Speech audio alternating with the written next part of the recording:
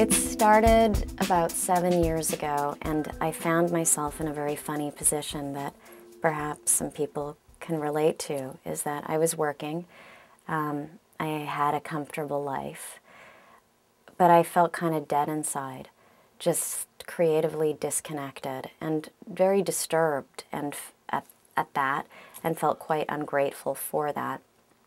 And September 11th happened, and the more I began to read, the more I began to realize how ignorant I was to the rest of the world, and sort of frightened at the level of my own ignorance, and perhaps how it contributed to, in a teeny way, the direction in which the world is going in. And it was sort of one of those light bulb moments where I was just like, I have to change my life. And I'm really not using my skill set properly.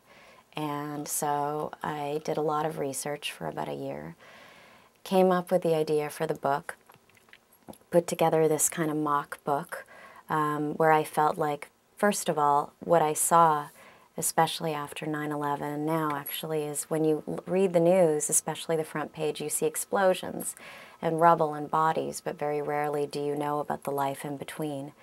So the goal was to have displaced persons speak for themselves and write for themselves and document their life and have graphic novels woven throughout.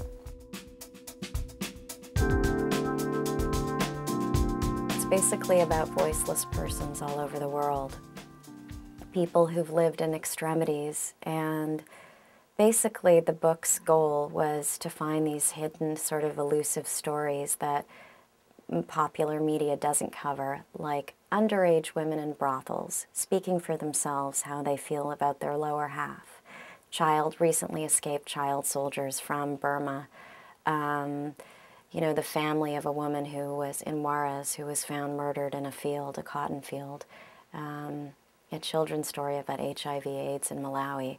And it was basically to bring forward these issues that are actually, I believe, are issues and affect all of us eventually into a popular, like a much more mainstream format. I mean, first of all, I think that on a personal level, you know, after so many years of working on this book, I realized that my ignorance is a form of active abandonment of these issues. And I think that I do feel now a responsibility to not be ignorant and to educate myself. And I think that these stories actually, like locally, I hope that people read this book and realize that in many ways this book is a metaphor for what exists in our own communities. And I think, you know, art elevates our humanity. I really believe that.